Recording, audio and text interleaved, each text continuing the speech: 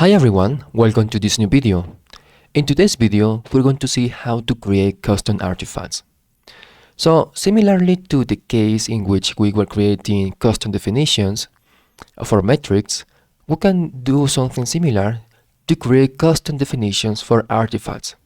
So the mlflow.evaluate method has this parameter custom artifacts that we can use to calculate custom artifacts.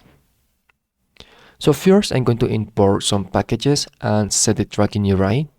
I'm going to create experiment custom artifacts. Now here I'm going to create my random dataset with predictions and targets. And now here let's talk about the definitions of the artifacts. So this function, custom precision recoil curve, calculates the precision recoil curve, right? It takes the evaluation data frame, basically a data frame with the predictions and targets, the built-in matrix, a dictionary with the built-in matrix, and artifacts directory, basically the directory to save the artifacts. So here I'm going to access the targets, the predictions.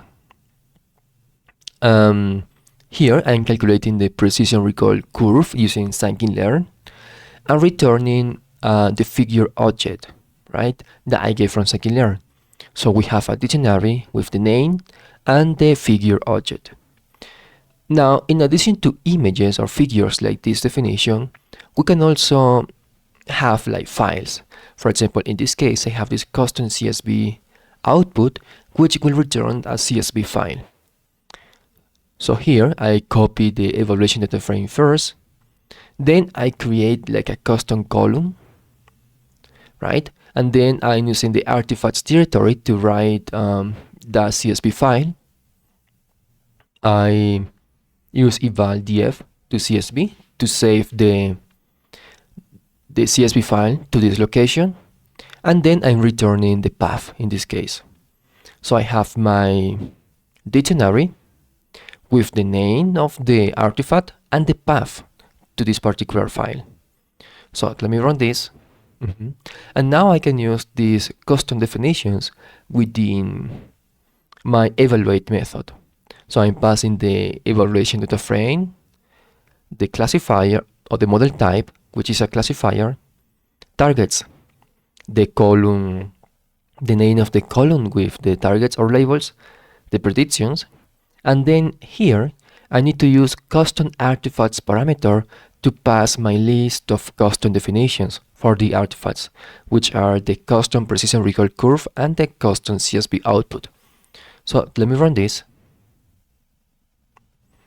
And now if I go to results.artifacts, here I can see the confusion matrix that was automatically calculated by MLflow, the custom CSV output, and the precision recoil curve.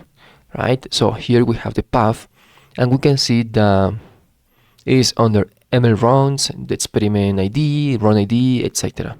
But we can see this from the UI. So let me go to the UI, and here I can refresh this, go to custom artifacts experiment. Now we have this run. Let me go to artifacts, and here we can see all the artifacts. The custom CSV file, right, with the custom column that we created, and the precision recoil curve that we created using scikit-learn. So in this way, if you have, let's say, custom or particular graph or plots that you need to calculate for your model, you can implement those custom artifacts using the definition that I just showed you. Well, that's all for this video. Thanks for watching it and see you next time.